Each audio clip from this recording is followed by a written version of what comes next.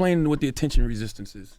Well, I mean, it's a group of people who have realized the degree to which these really large attention conglomerates are engineering their products to try to get you looking at this thing a lot more than you need to, or a lot more than you know is healthy. So there's a group of people out there that say, yeah, enough of that. Like, how can I go in? How can I get the value out of the internet? How can I get the value out of my phone without looking at it 150 times a day?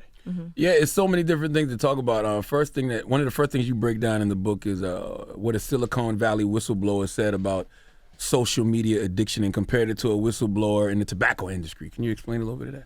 Yeah, well, this is what's interesting about smartphones and social media. I mean, we think that looking at the phone all the time is fundamental to the technology. Like, that's the way you're supposed to use it. It's not the way we used to use it. It's not the way we used iPhones when they first came out. It's not the way we used social media when it first came out. Make phone calls, listen to music, and social media, you would post something and maybe come back later that week and see if someone else had posted something. Then they re-engineered the experience so that it would be all about social approval indicators coming to you all day long, right? So every time you hit on the app, am I getting a like? The like button wasn't there in the early days. So I have favorites. Am I getting tagged in photos? That was on purpose because they realized if they could have something you could see about yourself every time you hit the app on your phone, you'd get a slot machine effect. And people get devastated when they post a picture and they don't get enough likes. And they're like, oh my God, what's wrong with me? Yeah. And Tristan Harris, this whistleblower from Google, he claims that Instagram was even artificially holding back the favorites on the photos because they had studied the reinforcement schedules from slot machines and realized if you sometimes see nothing and you sometimes see a lot, it's much more compulsive to come back. And so, like, a lot of what I'm arguing is this idea that you have to use the phone all the time. That's not fundamental to the technology. That was essentially engineered by a small number of companies because they had to get those revenue numbers up before their IPOs. Now, are we talking about the phone itself, the internet being bad, or just the social media element of it? It's the social media element, but not even the social media element. It's the engineered social media experience that gets you to look at the phone all the time. And I try to separate those things. I mean, I think the internet's great. I think smartphones are a miracle. I think the ability to connect with people online is a huge innovation. The thing that gets me upset is how a small number of companies took that good behavior and used it as the foundation to get us to do this all day long. So we're like addicted. So how do you declutter? Yes, the digital declutter. Yeah, digital declutter. Well, here's the idea, right? Essentially, I worked with about 1,600 people last year. And we went through this thing, and it worked really well. And, you know, what I had them do and what seemed to work is I said, step away from everything for a month. Like, everything you could step away from where it's not going to cause trouble. You know, don't go on your social media, no video games, don't look at the news online. Step away for a month, get some space. When you're done with that month, rebuild what you're doing in your digital life from scratch, except for this time, say, what do I really need? And then when you add it to your life, say, how am I going to use it? So you clean out the sort of haphazard pile of various apps and services that you've sort of just downloaded and signed up for, you know, over the years that you use somewhat randomly. You clear that all out and you rebuild it from scratch. But this time you rebuild it. This is what I really want to do, and here's how I want to use it. So you're getting the value, but you're not getting taken for a ride. You got several steps for the digital declutter. What do you think the most important one is? Because I want them to go read his books. I don't want to give them all of them. But what do you think the most important one is? Well, you know, it kind of depends on who's doing it. But when younger people are doing the declutter, really the hardest thing about it for them is what do they do without the screen?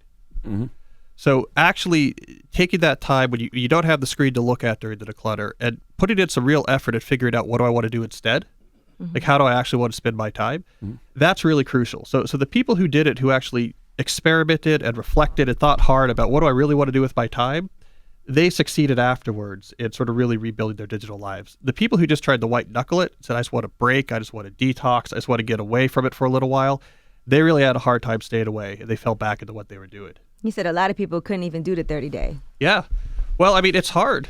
We don't know the degree to which, like, this is an escape, right? I mean, every moment that you feel a little bit bored, you look at the screen. When something hard's happening in your life and you want to deal with it, like, you look at the screen, you know? When the demons come out, right? Instead of actually grappling with those demons, you say, let me just do a little bit more scrolling. It's a really big escape for a lot of people, but that has its consequences. I also think we don't understand how big, to a degree, how much of an addiction it is. Because human beings love validation. Like, God forbid you leave your phone at home for the day by accident, and people feel like they cannot function. Yeah. Because I do that all the time by accident. But for me, it's more than just social media. Like, you know, for instance, on the drive-in, I use Waze every morning. That shows me if the police are out. Like, it's more than just social media. And for me, and I know a lot of people, even I make it my kids, you know, this is kind of like a library for me. You know, back in the day, you'd have to go to the library to look up things and to pull stuff from encyclopedias. But for now, if I do get to a point where I'm waiting, let's say I'm waiting at a doctor's office or waiting somewhere, I open up my phone and I look at things that are my hobby. I look at cars. I look at vacations. I look at destination points. Well, Kyle doesn't think social media is bad. You just think we should use it as a tool. That sounds like you're using it as a tool, right? Yeah, well, this was the main argument I used to get from the sort of the social media companies, right, is they want to mix everything together. So I say I'm about happy with this fact that you re-engineered your product to try to get me to look at 150 times a day. And they say, what, you don't think we should use smartphones? Like, you don't think we should use Waze or something like this? They wanted to mix the whole thing together. That, sort of what they were doing and engineering the experience to be addictive was somehow just the same as the internet in general. And if you push back on that, you were pushing back on the whole enterprise. But I'm a computer scientist, right? I'm a computer guy. I'm a tech guy. I think the modern smartphone is a miracle. I think Google Maps or Waze, like this is a miracle. I think Google, right? The ability to Google things, that's actually like a profound step. I think long-form podcasting is actually having a sort of a massive innovation. It's giving people about an hour back per day, being able to listen to interesting content. That's all important. The thing that gets me is the fact that doing this all the time is not at all fundamental to any of those values, right? And that's what I'm trying to get people away from, is just the sort of the mindless pulling this out as a way to sort of escape everything else. And what's happening is, it's not that this is bad when you're doing it. It's the fact that when you do it all the time, it keeps you away from the things you know are more important. Right. When you look at your screen time, sometimes it looks crazy. But that's all you got to do. Look at your screen time, and you'll realize you're not looking at stuff that is actually of value most of the time. Most of the time, it's just social media. Yeah, and Apple, this is smart. Apple added that screen time. Because if you think about it, Apple is not directly wrapped up in the attention economy, right? I mean, they sell the devices, but they don't have, the products don't make money the more you use it. Android, their competitor, Android's owned by Google, and Google's deep in the attention economy. They make money off of getting your attention, and that's his competitor. So Apple says, here's what we're going to do. We're going to start adding tools to the Apple products that are going to get you off your phone more. You know what that is that's just actually like a really smart competitive move, because Android can't do that. I mean, their whole business is built around. It's based on you going online and they want you to look at things. And Apple, they are trying to be more responsible about people using their phones. I feel like, and it was in a response, right, to people complaining about people being so addicted to their phones. Yeah, well, Apple had some of its major investors push back and say, you got to do something about it. They're looking at teenagers that are looking at these things all the time. Teenagers are getting mental health problems. The activist investors told Apple, like, hey, you got to do something about this. Right. Yeah, they listen. Responsible. Well, I mean, I think this is actually a really big problem. Now, the research literature on this is still a little bit early, so it could go a couple different directions, but it looks like the research literature is trending towards a place that's making it pretty clear that social media for the teenage brain is a really bad mix from a mental health perspective, from a health perspective. And so my prediction is, I wouldn't be surprised if, let's say 5 years from now, the idea that you would let a teenager use social media, we're going to think about that like we think about smoking. Right? Yes. That the teenage brain was too susceptible to nicotine. So we figured out, okay, you don't want teenagers to smoke because it's developing in a certain way where the nicotine hits it really, really strong. I think we're going to see that with teenagers and social media, that once this was re-engineered to play off of these psychological vulnerabilities, it gets to look at it all the time. You combine that with the adolescent brain, and the mix is explosive. And we see these trends. It's really, really distressing. You look at mental health disorders, you look at hospitalizations for self-harm or suicide attempts, you look at it by birth year, right? As soon as you get to the kids who are born late enough to have smartphones and social media starting in their early adolescence, it's right off the chart. You talk about that in the Spend Time Alone chapter a lot. Yeah. Like you say these kids need, you call it solitude deprivation? Yeah. Break that down. Yeah. So what happens if you never give yourself any time alone with your own thoughts? Just it's you and your thoughts, you're bored, you're looking at the world around you, but you're not looking at input that was created by another person. Well, young people have pushed that experiment to the extreme, because if you want to find a group of people who never have any time alone with your thoughts, it's really like the teenagers with their phones, right? They're on it constantly. And we see the anxiety really jump up for that particular generation. So I think that's the canary in the coal mine that's telling us when you start banishing time alone with your thoughts, short circuits the brain. And so what happens is you get anxious. And I think as a culture, we have this background hum of anxiety that we've just become used to. Like, yeah, you just kind of always feel a little bit anxious. But a lot of this is really just we're short-circuiting the brain, because this brain was not meant to be processing input from other people all day long, right? I mean, this is not what our brain evolved for. So it's crossing some wires in there. So we're all a little bit frazzled. We're all a little bit anxious, and we don't realize it's probably self-imposed. Now, what age do you suggest that kids start getting on social media, I guess, or start using their smartphones? I would say 18. 18. Yeah, I'm alone. Everyone thinks I'm crazy. Everyone thinks I'm crazy, but 18 seems a lot older. I take my daughter's phone. Only time I let my daughter have her phone is when like she's at cheerleading practice or something like that. Around the house, no way, Jose. yeah. How old you doing? Weekends, 10. 10. imagine the type of Makes sense. pictures we might have posted, the controversial things you might have said that never ever go away. Yeah, and the social backstabbing. But it was already complicated enough when you're a teenager to sort Right. of to Imagine throw navigate that what's in. going on with the friend groups and where you stand, and you throw in the internet. And yeah, well, I say 18 mainly because I don't use social media too. Oh, so you don't use social media at all? So to me, I'm saying, hey, make it 25, we're probably okay, right? So you don't use social media at all? You have no Twitter, no Instagram, no Facebook, no... I'm the only one. I've never had an account.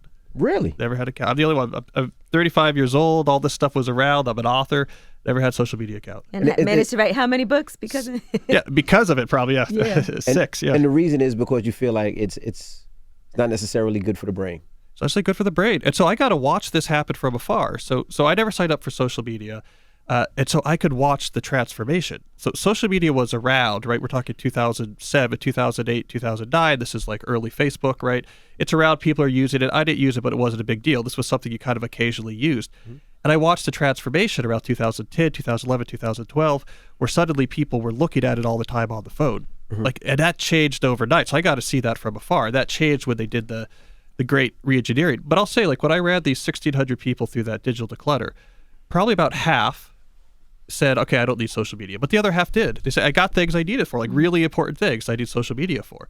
But of that half that still use social media, like 98% of them took it off the phone.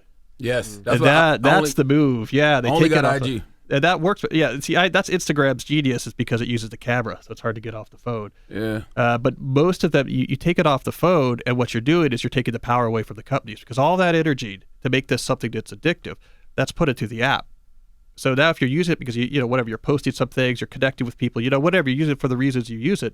You're not doing this on your phone. They don't have the hooks in your brain. But think about it. People go out together. They go on dates. You go out to eat with a group of your friends, and everyone's on their phone. People go to concerts, That's true. and they're on their phone, and they're not even watching the concert. They're It's all blue using screens. the phone so Yeah. they can show people where it is that they've been, Yeah. or show where their seats were, and all of those things. Yeah, or I give talks about not using social media. Everyone's posted it on social Right. media. Well, I love what you said in the Spend Time Alone chapter, going back to the mental health aspect of it. You said seemingly overnight, the number of students seeking mental health counseling massively expanded, and people started developing something that used to be rare, which was anxiety.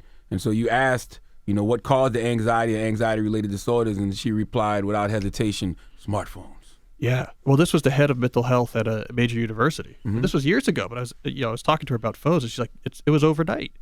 She's like, yeah, we had, we run the mental health service for the university. We have people coming in for all the normal things that, 18, 19, 20-year-olds come in for. You have a whole mix of things. And she's like, just changed overnight. And it was 4 times the number of people that used to come in. It's all anxiety-related disorders. They rarely saw that. What from the smartphone causes the anxiety, though? Well, there's a couple different things going on. So from like a neurological perspective, you have just the solitude deprivation, right?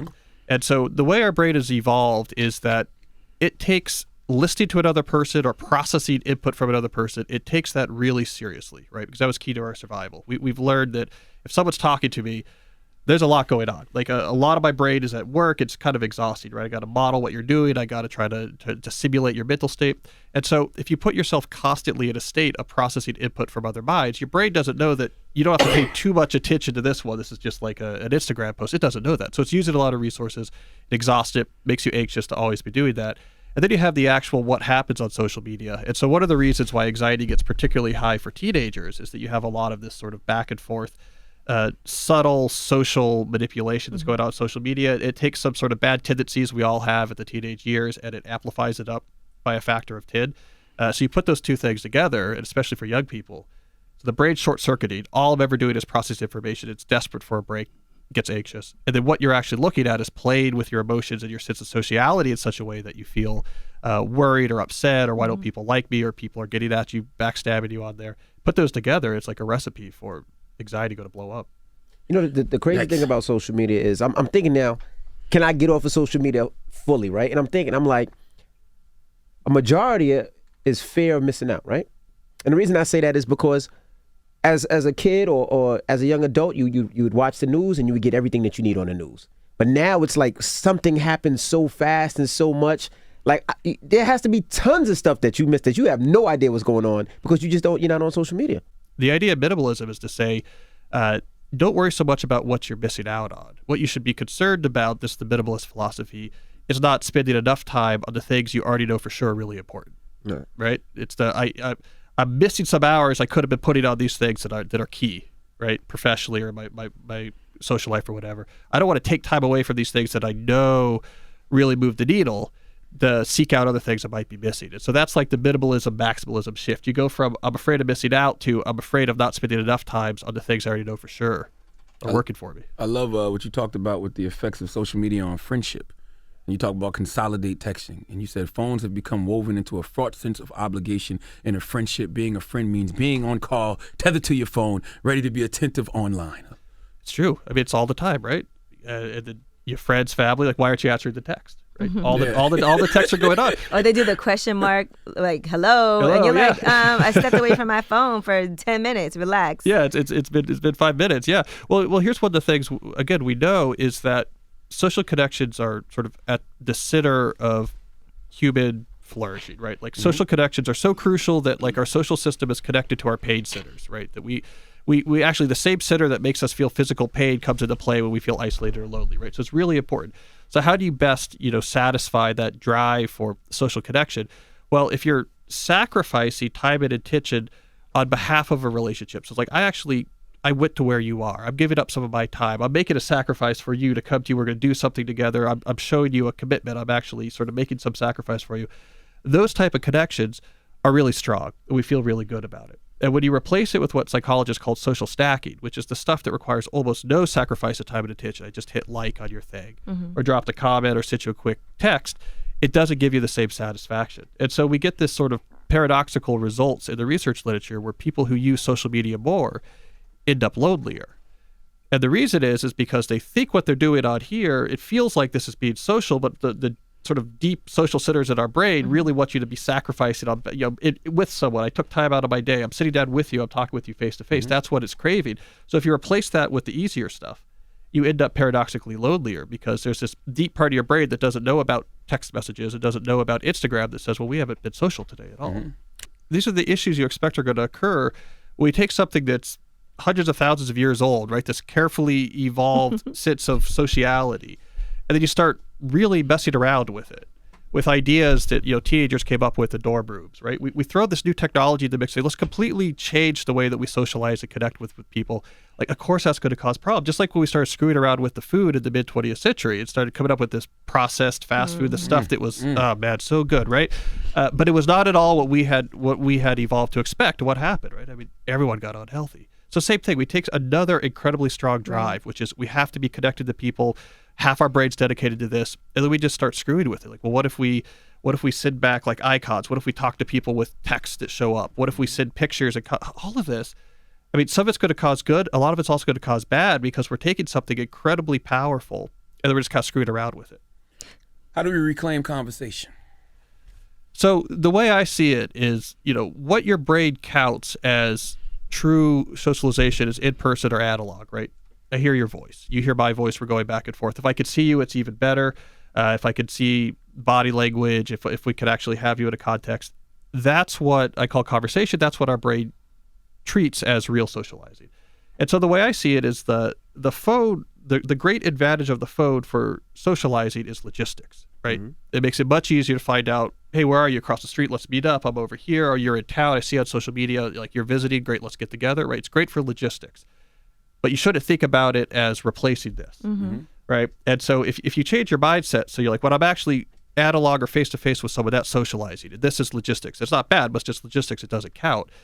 Then that's going to get you doing more of this. And as far as I could tell from sort of my research or the other research literature, makes you a lot happier, right? I mean, you got to be sacrificing time and attention on behalf of family, close friends, and community. You do those things, you feel like a part of something, you feel very social. If you're not doing those things, you don't, no matter how much you're, saying happy birthday under someone's Facebook post. What about, some people would say, how do you write a book or talk about some of the things when you don't necessarily have it or live through it. Like, Yeah, that's you like definitely somebody address that. saying, how do you write a book if you don't have any about kids and you don't have any children? Or how do you write an advice book and you're not in a relationship? So somebody might say to you, well, how do you write a book on social media, but you don't have a social media and you never had one? Yeah. Well, so the way I see it is I'm like an anthropologist, right? I've been on the outside. I think that's my advantage, right? I'm one of the few people who could actually look at this from the outside. You can see how stupid people with look. a little bit of objectivity. Yeah. So I've been studying and writing about this for years and years. I mean, I started really writing about social media maybe back 5 or 6 years ago. And so I've been observing this sort of like a scientist. And so we need all the perspective. Obviously, we need, like most people use social media, they could give us that insider perspective. But we got to have at least one person out there, right, who's looking at it from the outside. Do we look like zombies and aliens when we look at us? Like, how do we look? I told my daughter, I said at our cheerleading competition, I said, I want you just to look around at all your teammates and just see how stupid they look when you're all in a circle and everybody's just down on their phone having a conversation. This is the thing I noticed, right? That was the thing I noticed was for the first years of the iPhone, what you just saw was everyone had the earbuds in because Right, it was like a really good music player. Yeah, right. And it was really like 2010 to 2013. It came out of the pocket. The iPhone came out of the pocket. Everyone was looking at it. And so that's what I noticed is not using this is when did that change? And that's what got me looking into it. I say, oh, why did it come out of the pocket? Because Facebook got serious about their revenue numbers and they hired some serious people and they said, how do we make this something that people will take out of their pocket? We can't have people just logging on to Facebook.com twice a week. We're not going to get 100x return for our investors. How do we get people to look at this thing all the time? Mm-hmm. And they changed it. And so that's the main thing I noticed from the outside is it went from earbuds. Everyone had earbuds. That's what I noticed to the phone came out of the pocket. It's like being a coach and you didn't play the sport, but you can study all the plays and be like, okay, this is what needs to happen in order for this to happen. Now, what about people who say our relationship isn't valid because you haven't posted me on social media? We hear that a lot. People being upset. My boyfriend won't post me. My girlfriend won't post me on social media. What's the problem? And they're both on there and he's posting other things, but not posting his girlfriend. How would you respond to somebody that says that? Oh yeah, with relationships, social media causes all sorts of issues. I was doing a talk earlier this week, and this young man was like, "Look, I don't use social media because whatever. I've read your books. It's like I'm having a hard time with my dates because they think, what are you hiding? Right, something's fishy here. Why can't I see? Why can't I see what's going on? Something's fishy here. Same thing as someone else I know was doing an interview with earlier this week. It's the same idea. He now doesn't bring his phone with him, right? Because he doesn't want to be with the distraction. But now his girls always say, like, why don't you have your phone? You're worried that someone else, your other girl's going to call. There's got to be something else going on. So, so that's complicated. But I step back and that's just one of the many complications that you can expect when, again, you start messing around with things like how we connect. So I got to tell you, it's a lot easier not to have it. For me, at least, right? You get caught up. Somebody DMs somebody, and it's like, next I don't thing know. you know, you see somebody you went to school with. It's a lot of mental cycles. Facebook. Yeah, it's a lot of mental cycles. Yeah. How do you identify somebody who's addicted to digital distractions, as you call them? So, I mean, what you're looking for, and so I talked to some psychologists about this. I asked, like, what are people addicted to their phones? What's the right terminology? And so what they told me is, okay, it's not like a substance addiction, right? And so like with some rare exceptions that really show up more in video gaming. People's relationships with their phone is not like a substance addiction. What they would call it is something more like what they call a moderate behavioral addiction, which means, hey, if I took your phone away, you're not going to sneak out in the middle of the night, right, to get to an internet cafe or something, right? It's like a substance addiction. You're not going to steal your grandmother's jewelry or something, right? But with a moderate behavioral addiction, what it's described by is if you have access to it, you use it more than is healthy. Right. And so that's the way that psychologists think about what's going on. And so the question is, the question to ask if you want to determine if you have one of these behavioral addictions to the phone is, do you find yourself using it even when you know that you'd be better off not? Do you find yourself using it when you're with your kids? Do you know it'd be much better just to be here with my kids? Do you find yourself using it when you're with your friends and you can't help but get the phone out, or you know you should be sleepy but you can't help but look at it? So are you using it even when you know you shouldn't? Are you using it more than you know is healthy? That's the hallmark of what they call moderate behavioral addiction. It's the first thing I do when I wake up in the morning is look at my phone. Yeah. Before you pray? Yeah, it is, because I wake up, because my alarm's on my phone too. Jesus. So in order for me to turn my alarm off, I have to look at my phone, and then I'm like, okay, did anybody text me? Did anybody call me? Yeah. And then I don't touch my phone until at least an hour after I wake up. I get up, I pray, I read my daily affirmations. I get in the car, I ride. Like, I really don't even touch it till I get like 5:30 when I'm about to be at work. Yeah, there's a lot of entrepreneurs now who are running this hack they call the monk mode morning. Where the idea is you say, okay, I'm accessible online start at like 10 or 11 or whatever it is, right? And I'm not going to see my phone, I'm not going to see the internet until whatever it is, 10 o'clock or 11. And it's really simple rule. So everyone in their company, everyone in their orbit kind of understands, like, okay, I can't reach you until starting at like 10 or 11 or something like this. And so it's an easy rule to understand.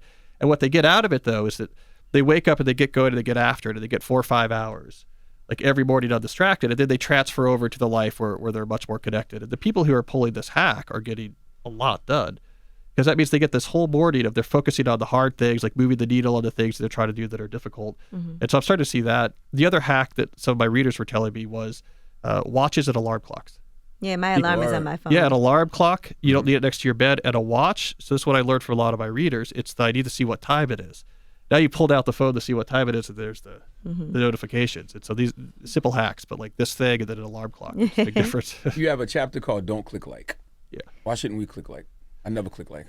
Yeah, the like button is such a contrivance. I mean, the issue with the like button had nothing to do with the point of social media. Like the point of social media was Web 1.0 was all about e-commerce. It was like big companies. It was an easier way for them to sell you things or get you their content. And we had Web 2.0 came along. And it's like now everyone could actually contribute, right? This was Web 2.0. That's what like early social media was. Like I could post things about myself. My friends could see what I'm doing. I could post my, like remember MySpace, like I could post my music. People could rake it in their list. Like, and that was great. None of that required the sort of the like buttons or the favorites or the auto tags. It was all contrived because there wasn't enough of a stream of rewards coming to get people to look at their phone all the time. So the like button is not at all fundamental.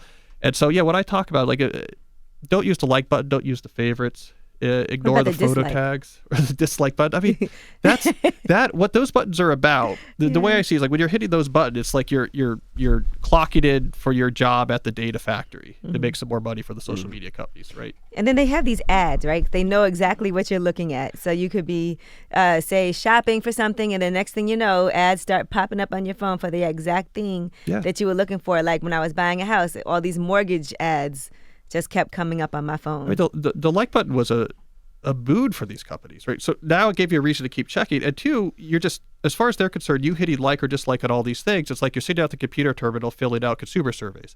Let me tell you what I like. Let me tell you what I don't. That's why I think of it as like clocking it at the Facebook data factory. Like I gotta go do my shift. You know, I gotta earn Mark Zuckerberg. You know, he gets my paycheck today. Let me sit down and do all this data for it.